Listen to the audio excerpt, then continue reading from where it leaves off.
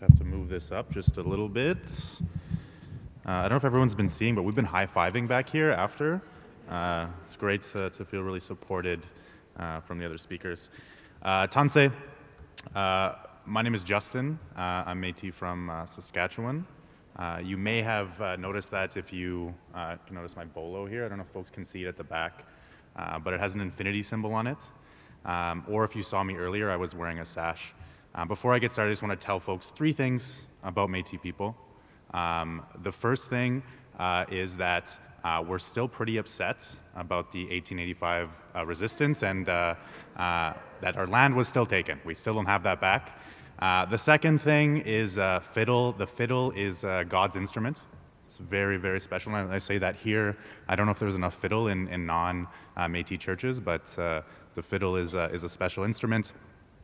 And the third is we have way too many things with the infinity symbol on it in our closets. I have way too many things. I also want to begin by acknowledging the territory that we're on here, on Algonquin territory. I'm a guest on these territories, and I want to commit in front of all of you here to do my best not to do any harm, and that hopefully what I have to share will be useful. Hopefully what I have to say here might be helpful for some folks. So we're talking about impact. I'm not sure why I was invited, but I'm going to do my best to share a few things. When I was asked to speak, the first thing I thought about when I thought about impact was how harmful the arrival of settlers was on these territories for my people. How negative impact is a very real thing. I remember, I think about what it means, what it has meant to my people's languages, the lands, the waters, the animals, the environment. The arrival of settlers hasn't always been something that we celebrate and we talk very highly about as Indigenous peoples. Following that arrival, there was a lot of policies, a lot of really great ideas from mostly non-Indigenous folks to eradicate us, to educate us, to assimilate us. Those are the facts. Really smart people, oftentimes people who had the best intentions. There's no doubt about that. There were times where those intentions were really harmful, and their goal was to hurt us as Indigenous people. But there were other times where the intention was really great. They wanted to support us, and they wanted to help us. The unfortunate thing is no one really stopped to ask us what we might want, what our vision for the future of this country might be. And I think if those questions were asked, that impact might have looked and might still look very different. So what do I do? My day job, I do work in philanthropy. I work at the Ontario Trillium Foundation. I'm one of the few Indigenous folks who find ourselves within the philanthropic world. Frankly, I didn't know what philanthropy meant before I got the job. Like I remember telling my cookum and my family, "Oh, I'm working in philanthropy." No one had any idea what that word meant. So, and I'm still figuring it out. I want to give a special shout out to a few folks, the Circle on Philanthropy and the Ontario Indigenous Youth Partnership Project are 2 really amazing organizations that they're shifting the conversation about philanthropy and really bringing the Indigenous perspective to this sector. So if you don't know those folks, make sure you look them up because they are doing this work in ways that I'll never be able to. What I've learned, in the last few years working in this sector is we care about impact. We're really interested in impact. I'm in rooms, at my office and in other foundations' offices. Everyone's talking about impact. We want to make sure that, we're doing good with the money that we have. Foundations, corporate folks, rich people, anyone who wants to do good in the world is interested in knowing that what they're investing in is actually doing something good. And I understand that. I think that's really something positive. The unfortunate reality, like those politicians and those experts, we as funders often don't stop to ask community what they need. We don't often stop to ask what would be impactful to you. As funders, we're the first to put on the expectations of what and how an organization, a community, an individual is going to report and share the impact that they're having with the funds or the resources that we're providing. Too often, we don't engage community in our decision-making processes.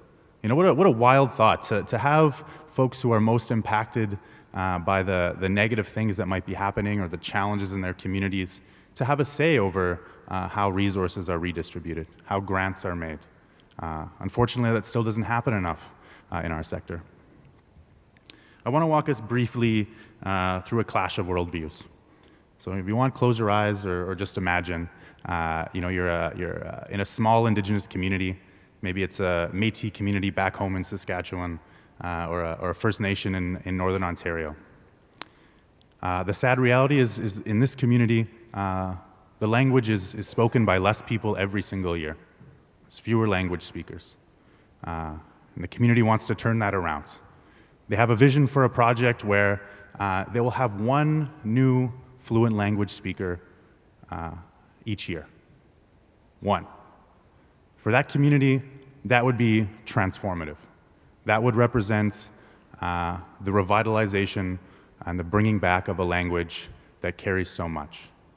For funders, the idea that one person is changed is a tough pill to swallow too often. That one person might not be deemed impactful enough. But for that community, that one person won't just speak the language again. They'll teach it to their family. They'll teach it to their kids. They'll teach it to their friends.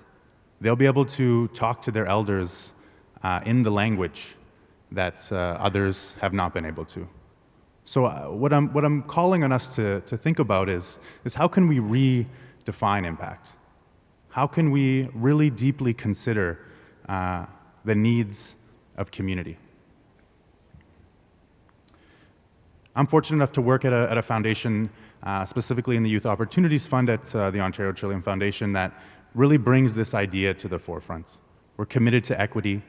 We believe firmly that when you invest directly in community, when you invest in young people with great ideas, that those projects will be more impactful. And I see it every day. Those projects are more impactful when they're designed by people from the community, rather than by big organizations or governments who might not know the realities on the ground or who might not have the relationships that those folks in the community do.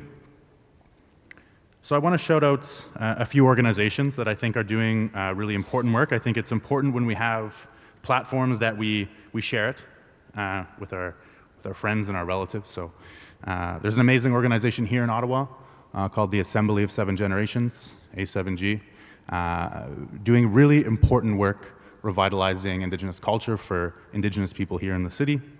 Another organization called We Matter, an Indigenous-led organization that's promoting a life promotion, that's working to tackle the suicide crisis in many of our communities by showing Indigenous youth leadership. The Disability Justice Network of Ontario, amazing group of racialized young people who are demanding space for themselves as folks with disabilities to be able to live their full lives in this province. Look them up, they'll all blow your minds. I'm lucky enough to work with folks like this every day. So I'll leave you with one last thing. For those of us who are interested in making the greatest impact, who want to change the world, remember that those people closest to the issues and the challenges that you're interested in solving have the solutions. We just need to listen.